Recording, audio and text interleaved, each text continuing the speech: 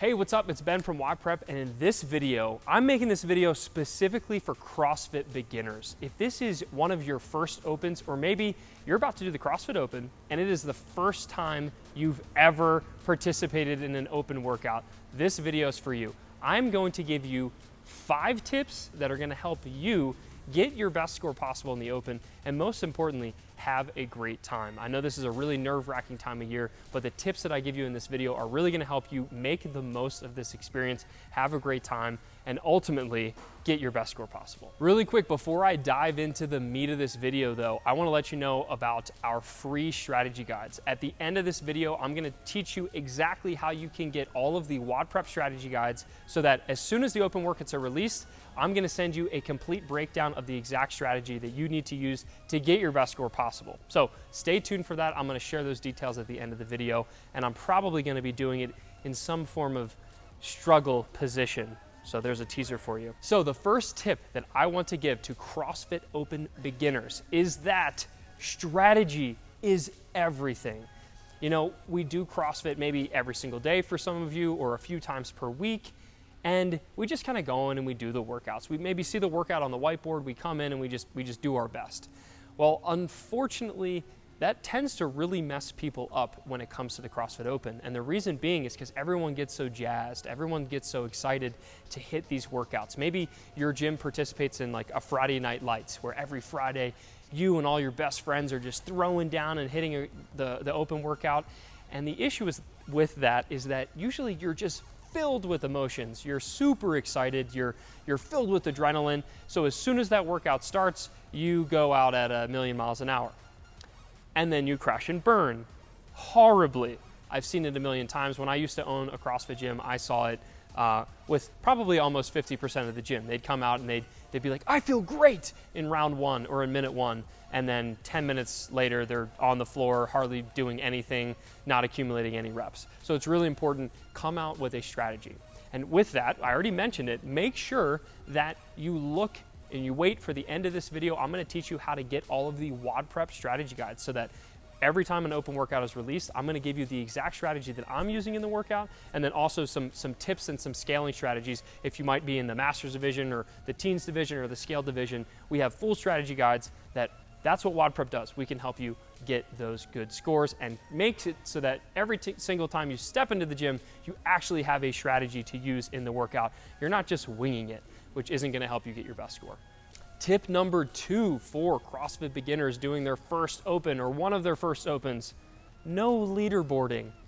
It's stupid, don't do it. There's no reason to do your workout, upload your score, and then immediately start clicking refresh every 10 minutes on the games.crossfit.com website. I've done it before, I've learned from experience, and I know some of you watching are nodding your head yes. Don't do it. It's literally, as soon as you post your score, the only direction you can go is down. You might start in 20th place in the entire world, but guess what? You're going down. It's happening every single time you click refresh. Do you think that feels good watching yourself just drop down the leaderboard? No, it doesn't. So please, I beg you, don't be someone who leaderboards all of the weekend. Post your score. Maybe you can leaderboard with some of your friends, watch them do the Friday Night Lights workout, but then after that, just kind of forget about it. Get 8 hours of sleep. Take deep breaths. You don't need to stress about your open score. As long as you did your best, then generally speaking, you can wait until the next week, until the next workout's release. You don't need to stress about it because you already did your best. You've already put everything out on the floor and you don't need to redo it. Now, that brings me to point number 3, which is I fully support redoing workouts only if you want to attack it with a new plan. So for instance, there's a lot of people who did the scale division for the workout with bar muscle ups in last year's open, and that's totally fine. They weren't able to do bar muscle ups, so they scaled it down. And then they wanted to redo the workout just to see if they could get that first bar muscle up.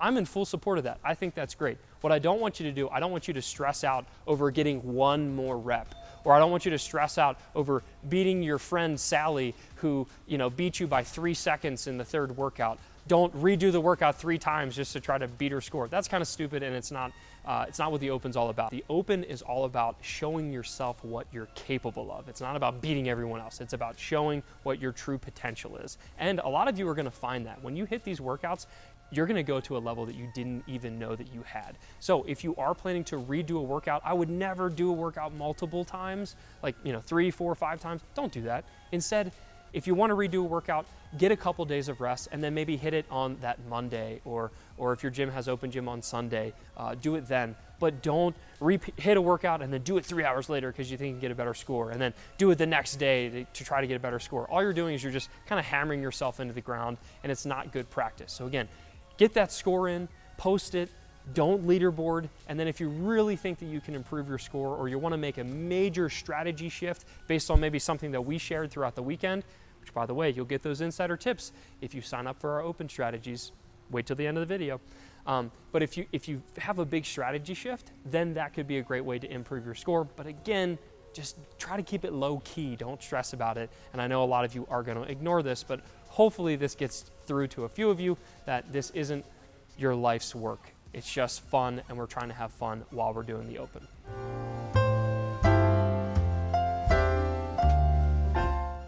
Tip number 4 that I want to share is I want you to try new things. There's a lot of people who do the Open where maybe they're kind of bubble boy, bubble girl between the RX and the scale division.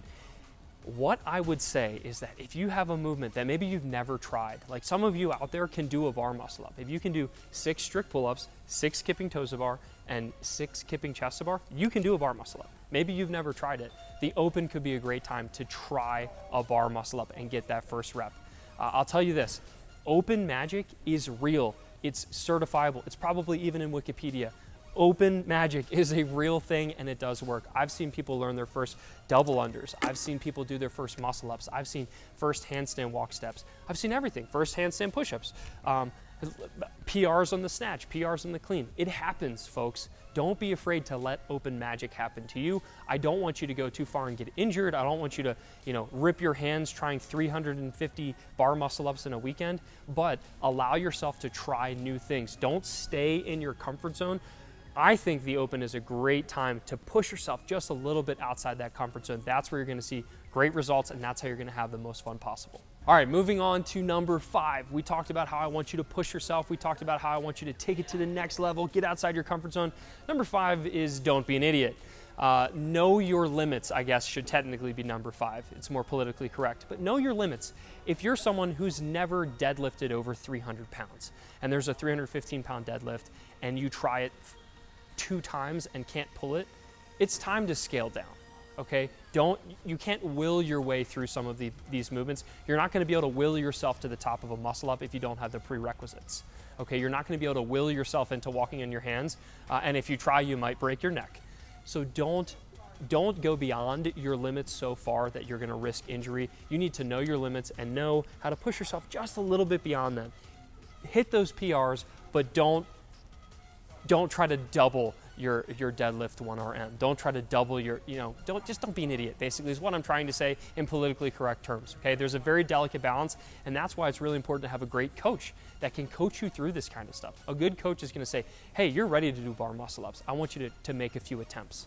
A bad coach will be like, I don't know, just give it a shot. You're close, like just really give it some effort, and then 500 attempts later, you have bloody hands and you can't participate in the rest of the Open.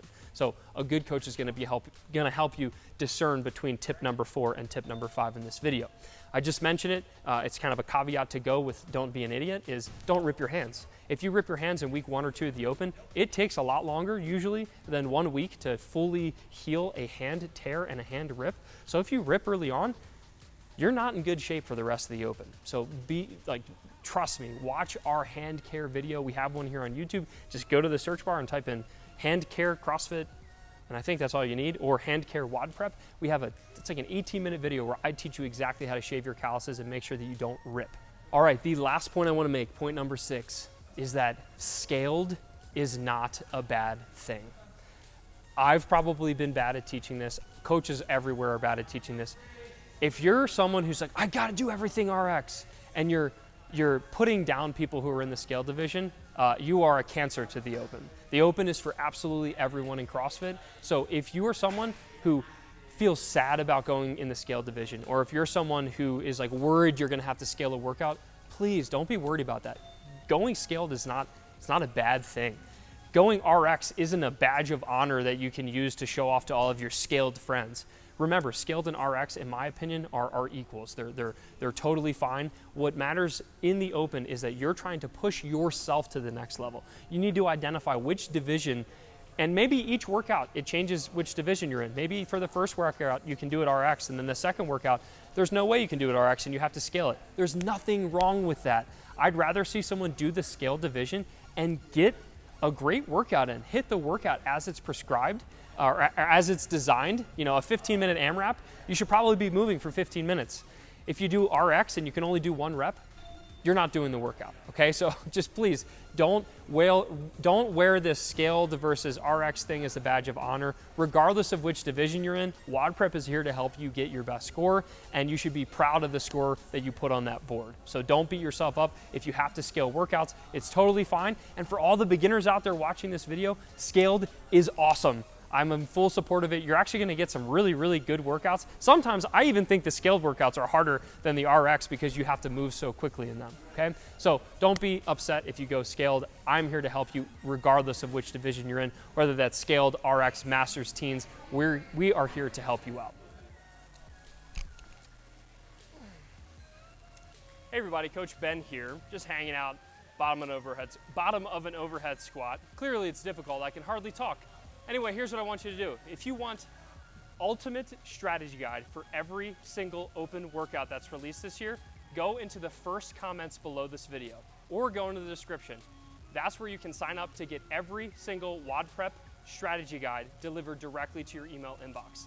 Next, if you want me to eventually drop this barbell instead of dying, make sure you hit the subscribe button or smash that bell. That bell button will make sure that you don't miss any of the CrossFit Open videos that we will be releasing this year. They're incredible. You don't want to miss them. So again, hit that thumbs up button, hit subscribe, hit the bell, and don't forget to click the link in the first comment below because that's where you can sign up for all of our strategy guides.